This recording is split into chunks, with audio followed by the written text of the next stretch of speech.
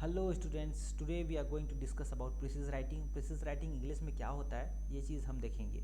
Last class में हमने comprehension देखा था। इंग्लिश को पढ़ने की जो समझ होती है वो कैसे विकसित होगी, तो कंप्रहेंशन के थ्रू हम समझ सकते हैं। कंप्रहेंशन रिवाइज्ड मतलब कंप्रहेंशन का एक रिवीजन क्लास यहाँ पे थोड़ा सा मैं ले लेता हूँ।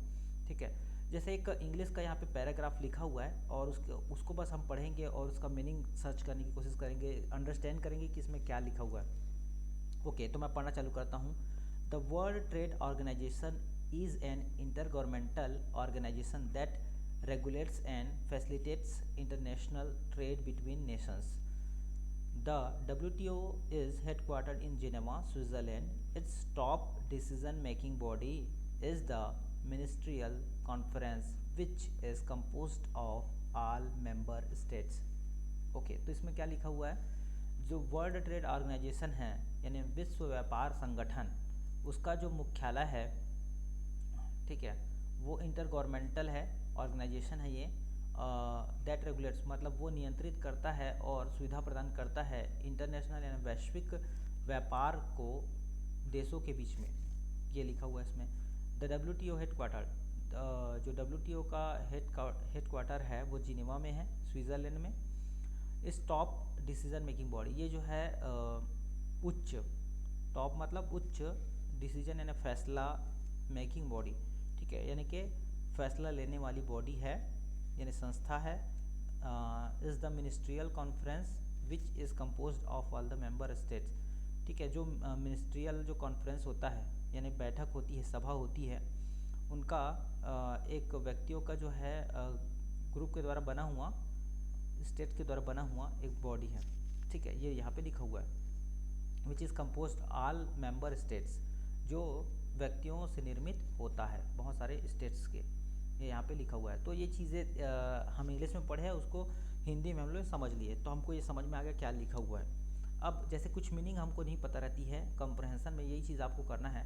पेपर कटिंग है, ये एक पेपर कटिंग है। ठीक, इंग्लिश पेपर से आप ऐसा जो है कोई भी पैराग्राफ उठा लेते हैं और फिर उसको पढ़ने का प्रयास करते हैं। ठीक है, तो ये देखिए इसका कुछ मीनिंग यहाँ पे, जैसे यहाँ पे इंटर गवर्नमेंटल लिखा हुआ है। इंटर गवर्नमेंटल तो इसका मतलब क्या होता है? Between two governments. Inter governmental मतलब क्या होता है? बिटवीन टू गवर्नमेंट्स, यानी कि दो गवर्नमेंट यानी सरकार, दो सरकारों के बीच, दो या दो से अधिक सरकारों के बीच में। ठीक है, इंटर गवर्नमेंटल यानी दो या दो से अधिक सरकारों के बीच। ठीक है, रेगुलेट यानी क्या होता है? इसको नियंत्रित करना, ये भी चीज़ मैंने लिखा हुआ है, नियंत्रित करना। रेगुलेट मतलब होता है नियंत्रित करना, तो ये चीज़ मैंने यहाँ पे नीचे में लिख दिया हुआ है। जैसे ये इंटर गवर्नमेंटल मतलब क्या होता है? टू और मोर गवर्नमेंट्स। रेगुलेट मतलब क्या होता है? रेगुलेट यानी किसी को नियंत्रित करना। ट्रेड मतलब क्या होता है? व्यापार। और कंपोज्ड मतलब जो हमने ऊपर में पढ़ा है उसका मतलब होता है व्यक्तियों आदि से निर्मित एक संस्था।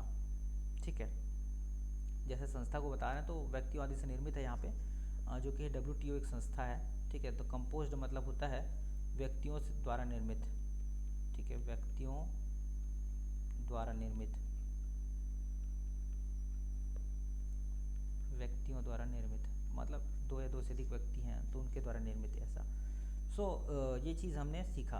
तो ये रिवीजन था। कंप्रहेंशन में ऐसी आपको फिर से क्या पेपर कटिंग वगैरह ले लेना है और फिर पढ़ते जाना है। Now we are going to start precis writing. Precis writing हम पढ़ने वाले हैं। ये इंग्लिश का बहुत ही अच्छा सा चैप्टर है, जो कि ये बताता है आप राइटिंग कैसे करेंगे, राइटिंग कैसे करेंगे आप, ये बताता है बहुत ही अच्छे से। सो कंप्रहेंशन बेसिकली आपको पढ़ना सिखाता है, उसके बाद प्रिसिज राइटिंग आपको लिखना सिखाता है, इंग्लिश में लिखना कैसे है। ठीक है, तो ये चीज़ आपको प्रैक्टिस करके चलनी है। प्रिसिज राइटिंग क्या होता है? This is the art to cut short, मतलब इंग्लिश को जो है शॉर्ट में लिखना, इंग्लिश को शॉर्ट में लिखना का जो विधि है, कला है, वो प्रिसिज राइटिंग कहलाता है। इसमें क्या करते हैं? सबसे पहला जो हम करते हैं, जो इंग्लिश का जो पैसेज दिया रहता है, एक बड़ा सा लिखा हुआ कोई भी पैराग्राफ दिया रहेगा, उसको हम क्या करेंगे? 1/3 मतलब एक तिहाई पार्ट को हम उसको जो है समराइज़ करने की कोशिश करते हैं, एक छोटा पार्ट में छोटा सा लिखने की कोशिश करते हैं। जैसे बहुत बड़ा सेंटेंस रहता है, ठीक है, उसको मैं हम शॉर्टकट में बोलना चाहते हैं, तो वही चीज़ ये प्रिसिज राइटिंग हमें बताता है। इनडायरेक्ट स्पीच में रहता है, जो भी हम प्रिसिज राइटिंग लिखेंगे इसमें, वो इनडायरेक्ट स्पीच में रहता है। जैसे वॉइस हम लोग पढ़े थे कभी, तो वॉइस में हमने बताया था कि डायरेक्ट स्पीच होता है, इनडायरेक्ट स्पीच होता है, ठीक है।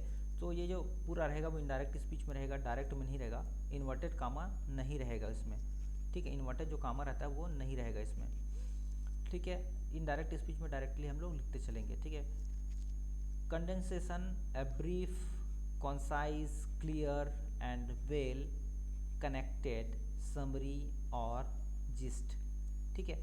सो इसमें कंडेंसेशन, ठीक है, अ ब्रीफ, कॉन्साइज, क्लियर, इन सब का मतलब एक ही होता है, दैट इज़ उसको ब्रीफ करना, उसको छोटा करना, शॉर्ट करना, ठीक है। एंड वेल कनेक्टेड, और ये सब चीज़ एक साथ कनेक्टेड होना चाहिए, ठीक है। ये सब चीज़ एक साथ कनेक्टेड होना चाहिए, मतलब ये जैसे कोई भी हम सेंटेंस लिख रहे हैं वो एक के बाद दूसरे से कनेक्ट होना चाहिए, ठीक है। समरी जो है उसका जिस्ट होना चाहिए, जिस्ट, जिस्ट मतलब उसको पढ़ रहे हैं ना तो एक फीलिंग आना चाहिए कि हाँ भाई इसके बाद ये आएगा, ये, ठीक है। तो ये लाइन तो एक साथ कनेक्टेड होना चाहिए, वेल कनेक्टेड होना चाहिए, तो ये जो है शॉर्ट प्रीसिज कहलाएगा। Basic thought of a passage is reproduced in a miniature retaining the mood and tone of the original, ठीक है। तो जो हम प्रीसिज राइटिंग में लिखेंगे, जो भी हम प्रीसिज करेंगे उसको समराइज़ करेंगे, ब्रीफ करेंगे, कॉन्साइज करेंगे, उसमें जो है ओरिजिनल जो वाला पैसेज रहेगा उसका जो पूरा पार्ट है वो समराइज तो होना चाहिए, पर उसका जो एसेंस है, जो उसका थॉट है वो नहीं जाना चाहिए, बेसिक थॉट जो है वो यहाँ से गायब नहीं होना चाहिए, ठीक है। तो ये चीज़ हमको याद रखना है कि लिखते समय हमको कैसे करना है। अब इसको कैसे लिखते हैं ये चीज़ मैं यहाँ पे बताने वाला हूँ आपको, ठीक है। सो देखिए, जैसे इसका यूज़ कहाँ पे होता है, प्रीसिज राइटिंग का, ये पहले बता देता हूँ आपको। प्रीसिज राइटिंग का जो यूज़ होता है ना, जैसे मोदी वगैरह का भाषण है, वो बहुत सारा लंबा भाषण नहीं दे पाएंगे, तो उनके लिए हमको समराइज़ करना पड़ता है। यूजेस फॉर एमएलएस, जो एमएलएस होते हैं, एमपीज होते हैं, पीएम होते हैं, उनकी स्पीच को कट शॉर्ट किया जाता है, ठीक है। फॉर सेविंग टाइम, टाइम को उनकी बचाने के लिए, lost information, without lost information, मतलब उनके जो समय को बचे और पर वो जो इन्फॉर्मेशन है ओरिजिनल वाला वो लॉस्ट मत हो, गुमे मत, ठीक है। तो इसी के लिए जो है प्रीसिज राइटिंग किया जाता है, ठीक है। तो एक प्रीसिज राइटिंग हम लोग लेते हैं, ठीक है। उसके बाद इसका हम लोग पूरा और पढ़ेंगे इसका, ठीक है। इसका एग्जांपल कैसे हो सकता है प्रीसिज राइटिंग का, देखिए सबसे पहले हम कंप्रहेंशन पढ़े, तो कंप्रहेंशन में हमको पढ़ना आया कि हम कैसे कैसे इंग्लिश को पढ़ेंगे, अगर किसी चीज़ का मीनिंग नहीं पता तो उनको हम लोग देखेंगे इस टाइप का। So we all would agree that being loyal is a good thing, we approve the loyalty, ठीक है। तो लॉयल्टी के बारे में, लॉयल्टी मतलब होता है वफादारी, to our family, loyalty to our friend and loyalty to our country. When we speak of loyalty here we mean a desire to help in difficulty or danger.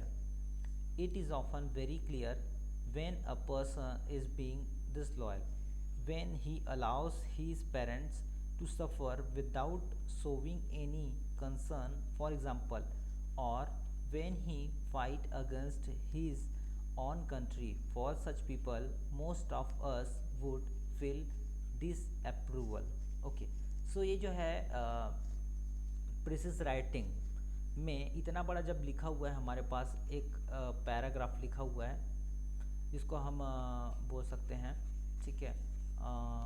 जैसे हम किसी भी क्लास में पढ़ते थे तो हमें एक आता था अनसीन पैसेज करके, पैसेज, ठीक है। इसको पैराग्राफ को पैसेज बोलते हैं, पैसेज। ये अनसीन पैसेज है या सीन पैसेज है, ठीक है। तो अनसीन पैसेज उसको बोलते थे जो हमारे चैप्टर में नहीं रहता था, जिसको हमने कभी पढ़ा नहीं है, और सीन पैसेज उसको बोलते हैं जो हमने पढ़ा हुआ है कभी, ठीक है। तो ये पैसेज है, लेट सपोज ये अनसीन पैसेज है जिसको हमने कभी नहीं पढ़ा है। अब इसमें जो है पॉइंट्स हम देखते हैं, कैसे कैसे पॉइंट्स हैं, क्या क्या पॉइंट्स हैं जिनको हम समराइज़ करके छोटा करके लिख सकते हैं।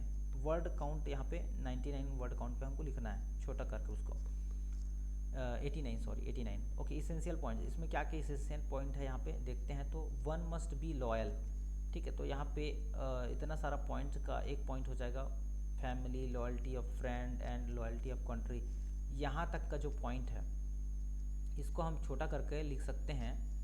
ये पहला वाला जो पॉइंट है वो, one must be loyal to family, friends and to his country, ठीक है। सो लॉयल्टी, बार बार लॉयल्टी लिख रहा है, फिर यहाँ पे लॉयल्टी लिख रहा है, फिर यहाँ पे लॉयल्टी लिखा हुआ है। सो 3-4 लॉयल्टी लिखने से अच्छा है एक लॉयल्टी लिखो, लॉयल्टी टू। उसके बाद लिख दो family, friends and his country, इस टाइप का। जो फैमिली था, फ्रेंड्स था एंड कंट्री। सो जो 2 लाइन में था उसको हमने एक लाइन में समराइज़ कर दिया, तो दोनों का मतलब सेम होगा। We would agree that being loyal is a good thing, we approve of loyalty to our family. Loyalty मतलब मैंने बताया था वफादारी। लॉयल्टी मतलब क्या होता है? वफादारी या फिर लॉयल, ईमानदार। ठीक है, वफादारी यहाँ पे बोल सकते हैं, वफादारी, वफादारी। ठीक है, तो लॉयल्टी मतलब वफादारी अपने फैमिली के प्रति, अपने फ्रेंड्स के प्रति और अपने देश के प्रति। यहाँ पे लिखा हुआ है one must be loyal to family, friend and to his country. तो ये 2 लाइन का एक लाइन में समराइज हो गया। सो ऐसे हम लोग प्रीसिज राइटिंग करते हैं। नाउ अगर हम बात करें दूसरा लाइन की, so when we speak to loyalty here we mean a desire to help in difficulty और डेंजर। ये लिखा हुआ है। So we must help people, यहाँ पे हम शॉर्टकट में लिख सकते हैं we must help people when they are in difficulty और डेंजर। सो यहाँ पे यहाँ तक का अगर हम बात करें डेंजर तक का, इसको भी जो 1.5 लाइन में था उसको हमने 1 लाइन में यहाँ पे लिख लिया। Then it is often very clear when a person is being disloyal, okay, when he allows his parents to suffer without showing any concern. ये लिखा हुआ है चिंता। कंसर्न मतलब क्या होता है? चिंता करना। किसी को चिंता जब हो जाती है ना, जैसे आप कभी घर पे नहीं आते होगे तो मम्मी को चिंता या फिर किसी को चिंता। सो कंसर्न मतलब होता है चिंता करना। ठीक है, तो इसको हम लोग समराइज़ करके ऐसे लिखते हैं 3rd पॉइंट पे, a person who allows his parents, उसको पूरा भी लिख सकते हैं parents to suffer without showing any concern. ठीक है, अब इसमें जो है इसको समराइज नहीं करते बना है, तो उसको हमने पूरा ले लिया यहाँ तक, कंसर्न तक। और who fight against his on country is disloyal. ठीक है, सो यहाँ पे यहाँ तक का समराइज़ करने की कोशिश किया गया है, कंट्री तक का। ठीक है, तो उसको पूरा तीसरे लाइन पे आ जाएगा ये। ठीक है, सो कई चीज़ें होती हैं जिसको हम एकदम समराइज़ नहीं कर सकते प्रीसिज राइटिंग में, तो उसको लिखना ज़रूरी हो जाता है। बिकॉज 89 वर्ड बोला था इसको लिखने के लिए, तो 89 वर्ड हमको लाना भी है, और इतने में तो बहुत कम वर्ड हो जाता, तो इसलिए इसको भी लेना ज़रूरी था यहाँ पे। For such people most of us would feel this approval, so nobody approves one's disloyal. ठीक है, डिसलॉयल्टी, जो डिसलॉयल रहते हैं उनको कोई भी अप्रूव नहीं करता, यानी सहमति नहीं करता, उसको जो है साथ नहीं देता है, ऐसा बोल रहा है यहाँ पे, डिसअप्रूवल। ठीक है, सो nobody approves once disloyalty. तो इतना लंबा चीज़ लिखते उसको शॉर्टकट में लिख दिया यहाँ पे। For such people most of us would feel disapproval को नो बडी अप्रूव्स वंस डिसलॉयल्टी, इतना हम लोग चौथे पॉइंट पर लिख दिए। तो ये जो है 89 वर्ड में हो गया होगा। तो अपने मन से ऐसा आप इसको समराइज़ कर सकते हो। तो जो बड़ा लिखा था, टाइम टेकिंग था, उसको हमने शॉर्टकट में लिख लिया। अब इस 4 पॉइंट को लिखते हैं ना, 4 पॉइंट को, सो ये बहुत ही कम समय लगेगा, जबकि इतने को लिखने के लिए बहुत ज़्यादा समय लग जाएगा। या फिर पीएम है, उसको स्पीच देना है तो बहुत टाइम लग जाएगा। तो राइटिंग का एक स्किल होता है, वो हमारा प्रीसिज राइटिंग है। और हमने एक एग्जाम्पल भी देखा ये। आई होप ये एग्जाम्पल आपको समझ में आ गया होगा।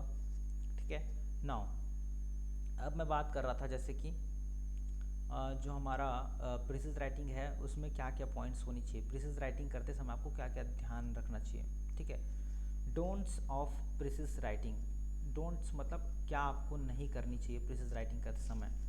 Don't copy sentence from the original. ठीक है, जो सेंटेंस दिया हुआ है ऊपर में वैसे ही वैसे आप छाप न दो। ठीक है, don't copy sentence from the original, उसको छापना नहीं है, ये पॉइंट आपको याद रखना है। Don't mention any additional information, आपको जो प्रीसिज राइटिंग में दिया है उसी इन्फॉर्मेशन का यूज़ करना है। ठीक है, उसके अलावा इधर उधर से काट छाट के कुछ भी नहीं लिख देना है अपने मन से। ठीक है, don't address to wrong fact and figure, और कुछ भी हमको अपने मन से उसमें गलत चीज़ या फैक्ट अपने मन से नहीं डालना है। ठीक है, फैक्ट या फिगर जो है उनको गलत नहीं लिखना है।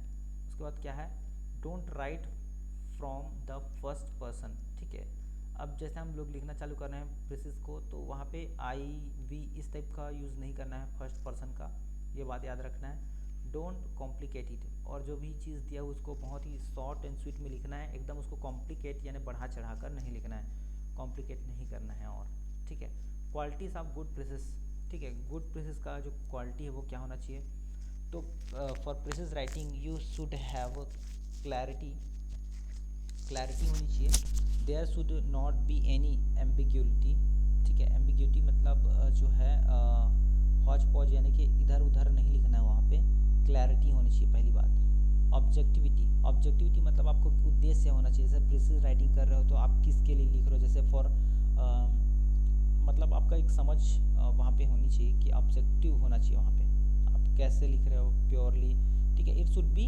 अनबायस्ड, ठीक है, आपको किसी के फेवर में नहीं रहना है, अनबायस्ड मतलब आपको किसी के फेवर में नहीं रहना है, and purely reflection on the original text, और जो भी लिखा हुआ था उसी का ओरिजिनल होना चाहिए वो, ठीक है, तो ये आपका ऑब्जेक्टिव होना चाहिए। करेक्टनेस, वहाँ पे आप जो भी लिख रहे हो फैक्ट वाइज एंड ग्रामेटिकली आपका जो है वो करेक्ट होना चाहिए।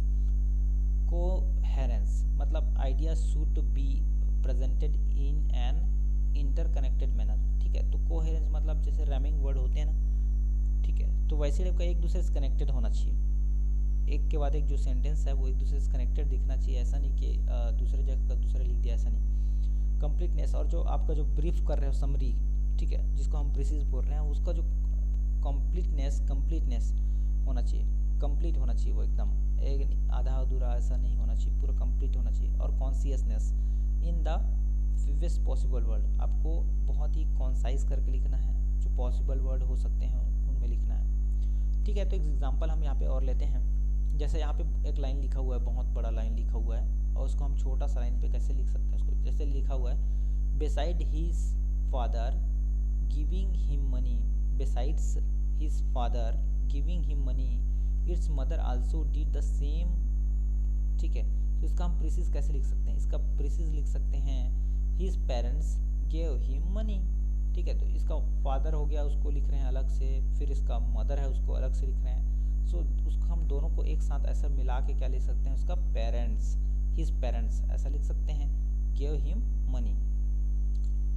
ही not only looks and behaves but also sound like a women, ठीक है, तो इसका प्रीसिज कैसे लिख सकते हैं, इतना लंबा चौड़ा लिखने की बजाय से उसकी बजाय हम लिख सकते हैं ही इज़ एन एफिमिनेट, एफिनेट मतलब होता है जो एक्ट एज अ जो वुमेन की तरह व्यवहार करता है या उसी की तरह दिखता है, उसको एफिमिनेट कहते हैं, ओके।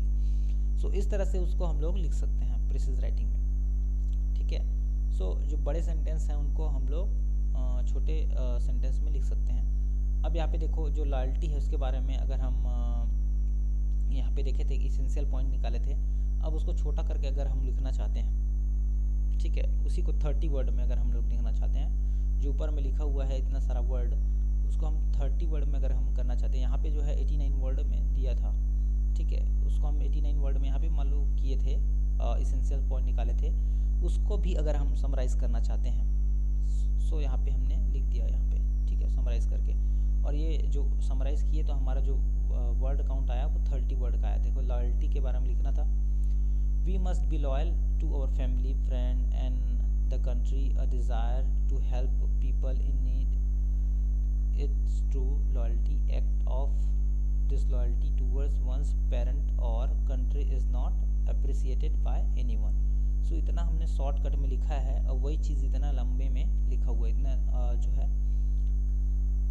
बड़ा लिखा हुआ था यहाँ पे, और उसी को हमने बहुत छोटा करके यहाँ पे लिख दिया, ठीक है, तो समराइज़ करके यहाँ पे लिखना है, ठीक है। तो प्रीसिज राइटिंग में एक क्वेश्चंस बनते हैं, जैसे कि let's suppose for precis writing one must have expertise in, आपको जो प्रीसिज राइटिंग करने के लिए क्या एक्सपर्टीज़ होनी चाहिए, मतलब इंग्लिश में आप लिखना चाहते हो कुछ भी चीज़, उसको छोटा करके लिखना चाहते हो, किसमें एक्सपर्टीज़ होनी चाहिए आपकी, the art of condensation, condensation मतलब होता है उसको छोटा से छोटा करने की कला होनी चाहिए आप में। नाउ अगर हम बात करें कुछ मीनिंग्स की, देखो हम जो पढ़ रहे हैं प्रीसिज राइटिंग, उसमें पहले तो हमको जो गिवन कोई भी हमको पैराग्राफ है उसको समझना पड़ता है, तो समझने के लिए हमको चाहिए कंप्रहेंशन, जो हमने लास्ट क्लास में आपको पढ़ा रखा है। कंप्रहेंशन मतलब होता है इंग्लिश की समझ।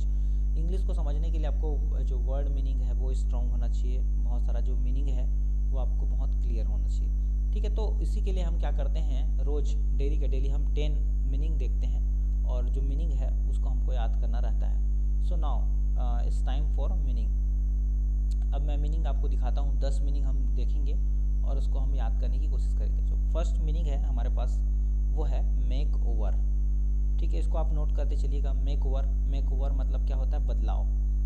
मेक ओवर मतलब होता है बदलाव। जैसे ये लड़की है, ठीक है, उसने मेकअप कर लिया, ये शुरू में ऐसी थी, ये ऐसी हो गई। ठीक है, so she had a face makeover, उसके चेहरे को बदलाव मिला।